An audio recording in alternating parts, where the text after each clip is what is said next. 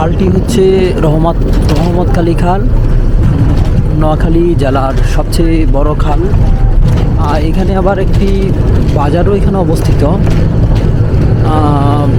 এই বাজারের এই সামান্য একটু বৃষ্টিপাত হলে কিন্তু এখানে পানি উঠে যায়, আর পানিগুলো হচ্ছে স্থির পানি।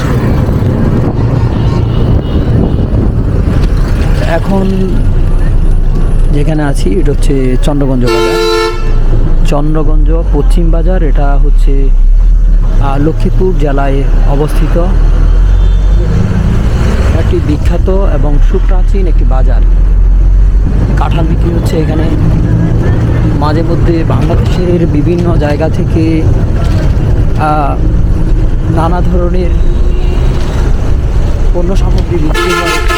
এই বাজারটা অত্যন্ত জমজমাট এবং জাঁকজমকপূর্ণ।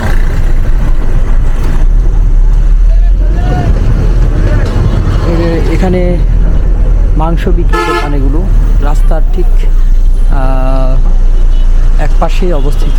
চন্দ্রগঞ্জ বাজারের যে মেইন পয়েন্ট সেটি হচ্ছে এই অংশটি। এটি চন্দ্রগঞ্জ বাজারের একবারে মেইন পয়েন্ট। ভিতরের অংশে যে বিস্তৃত জায়গা আছে বাজারের ভিতরের দিকে, এই অংশ দিয়েই কিন্তু ভিতরের দিকে বাজারের মূল অংশটি অবস্থিত। আশেপাশে বিভিন্ন গ্রাম থেকে আগত ক্রেতারা কিন্তু এই বাজারে আসে এবং তারা তাদের পছন্দের রুচিশীল দ্রব্যাদি এবং জিনিসপত্র এই বাজার থেকেই ক্রয় করে। সন্ধ্যার পরে এই বাজারটি হয়ে ওঠে অত্যন্ত জাঁকজমক, আর গ্রামের লোকদের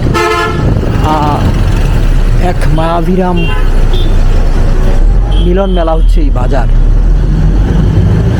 চন্দ্রগঞ্জ বাজারের খ্যাতি আছে এই লক্ষ্মীপুর জেলায়। বিভিন্ন ধরনের এবং নানা জাতের এখানে হাঁস, মুরগি, গবাদি পশুরও রমরমা এক ধরনের বাজার বসে এই বাজারে। এই অংশটি হচ্ছে বাজারের শেষ অংশ।